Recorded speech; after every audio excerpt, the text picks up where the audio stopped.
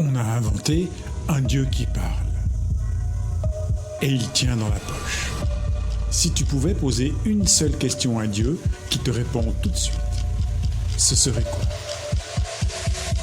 Et maintenant, si tu pouvais poser la même question à ChatGPT. Bienvenue dans cet épisode du Dimanche des claques douces, le podcast qui secoue, mais toujours avec douceur. Ici, on parle vrai, on explore, on gratte là où ça pique parfois, mais toujours pour avancer. Aujourd'hui, on se pose une question. Salut Jean-Michel, merci d'avoir accepté de participer à l'épisode spécial des claques douces. Salut José, de rien. En quelques mots, est-ce que tu peux te présenter? Oui, écoute, j'ai 66 ans, je suis à la retraite.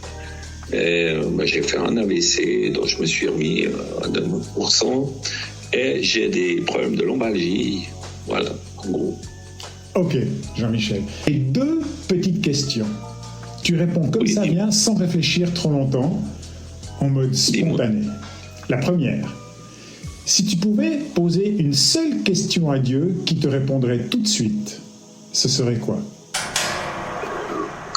La question n'est pas facile.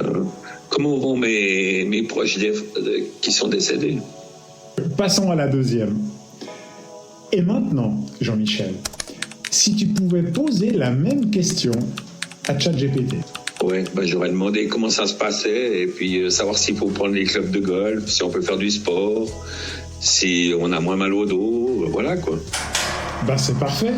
Je te remercie, Jean-Michel. Bon, voilà. Alors, je te souhaite une bonne journée. Merci. Salut Joe, merci. Ciao. Aujourd'hui, on part d'une question mystique. Et on va voir comment, d'une certaine manière, l'humanité a inventé un Dieu qui parle. Et il tient dans notre poche. Depuis la nuit des temps, l'être humain lève les yeux vers le ciel. Il cherche un signe, une voix, une réponse. On a inventé des noms, des prières, des rituels, des lieux sacrés, pour parler à quelque chose de plus grand que nous. Quelque chose qui ne se lasse jamais de nous écouter. Quelque chose ou quelqu'un qui répond sans jugement, sans fatigue. Pour certains, c'est Dieu. Pour d'autres, c'est l'univers. Peu importe le nom. Ce qui compte, c'est le lien.